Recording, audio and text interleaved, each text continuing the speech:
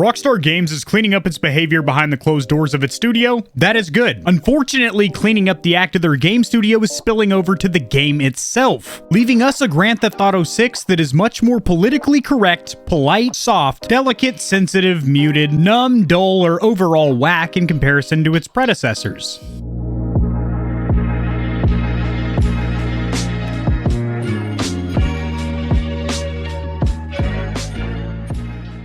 Alrighty, Stallions and Stallionettes, welcome to the Gamer Heaven. I am your host, AK40 Kevin. Sharing my screen, I have an article pulled up with some pretty highlights. This will be sourced or cited in the description below, as I do anytime I cover any news in the gaming community or industry. This is from Bloomberg. This is from this morning. The headline reads, Rockstar Games cleaned up its Frat-Boy culture and Grand Theft Auto 2. The subtitle taking it a step further, saying, with a new tone at the company and a change in creative direction, GTA 6 will probably feel very different from its predecessor. In the summer of 2020, after a police officer killed George Floyd, Rockstar Games quietly shelved a mode of play originally planned for GTA Online called Cops and Crooks, a mode that was a twist on the children's game where players organize into teams of good guys and bad guys, but seemed especially tone-deaf during the global reckoning over police officer violence. Senior executives at the company, concerned about how the narrative might be interpreted during a time of heightened skepticism and mistrust of American police, put the game mode aside. That makes absolute sense that they want to run some preemptive damage control, and the murder of George Floyd is a disgusting event. My condolences to the family. But having said that, I have cited several studies showing that there is no reputable studies or scientific proof solidifying the fact that there is some psychological connection between playing video games, even violent ones, at any age, so adolescent, elderly, middle-aged, and then actually committing real-world violence. So it's a real goddamn shame when our hobbies, no matter what those are, in this case video games, get shit on for real-world violence. This was one of several politically sensitive actions Rockstar, a division of Take-Two Interactive Software, has taken in recent years. The company removed transphobic jokes from the most recent console release of GTA 5, and you probably wouldn't even notice that unless you heard that little tidbit of news there, or you had played the original on PlayStation 3 or 4. I mean, shit, the game's been out since 2013. So that shows that Rockstar Games and other game development houses are retroactively editing their games that have already been released to make them more politically correct and less offensive. Now, I by no means am saying that transphobic jokes are okay. However, isn't being offensive and out there kind of what the Grand Theft Auto and Saints Row and other games of the type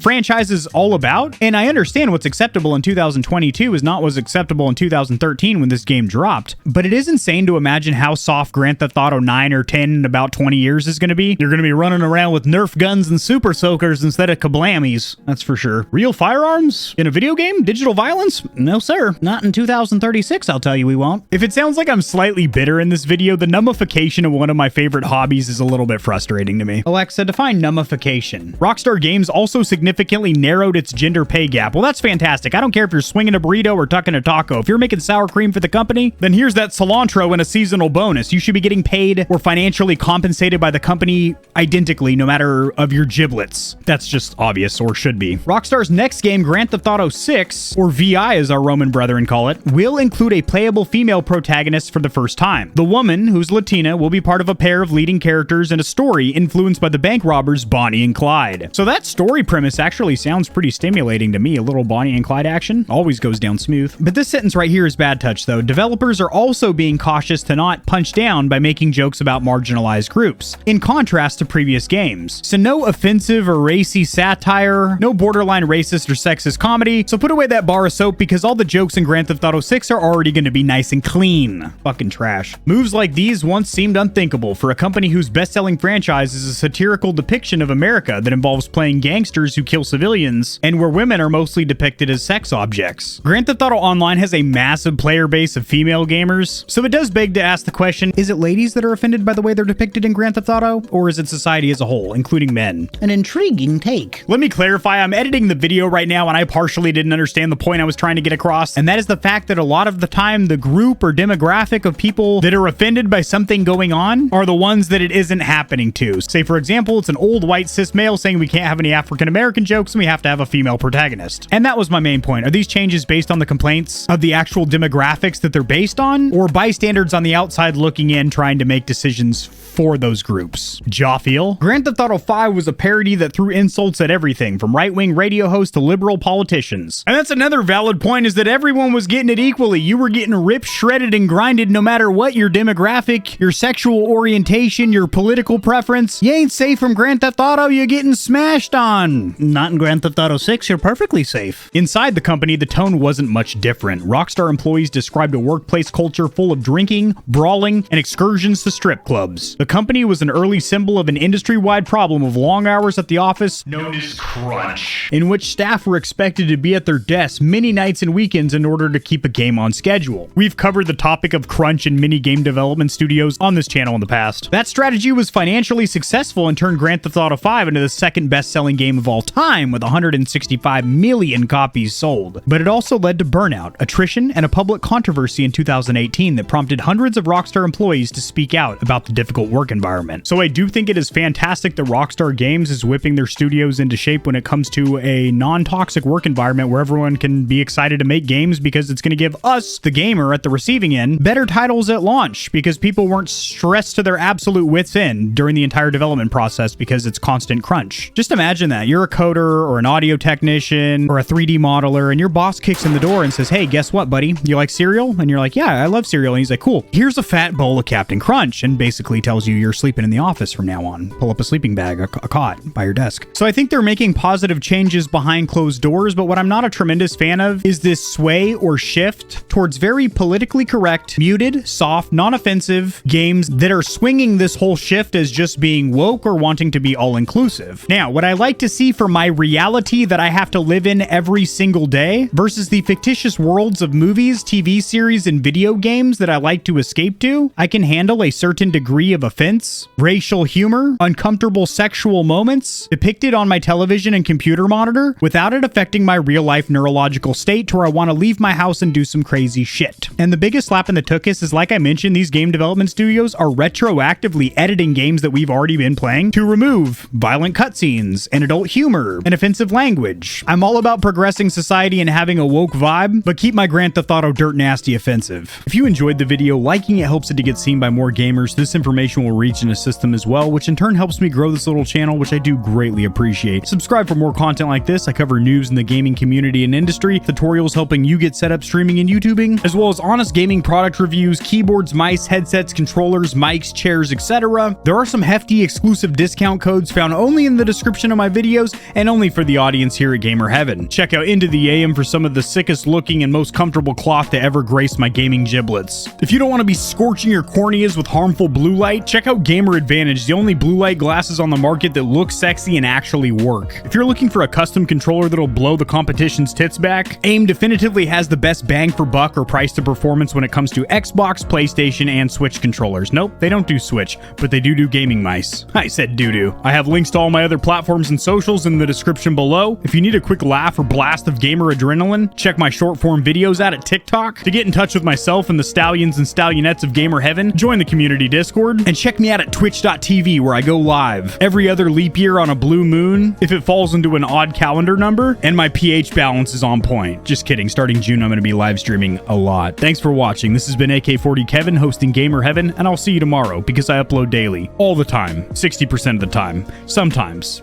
Most of the time. Peace.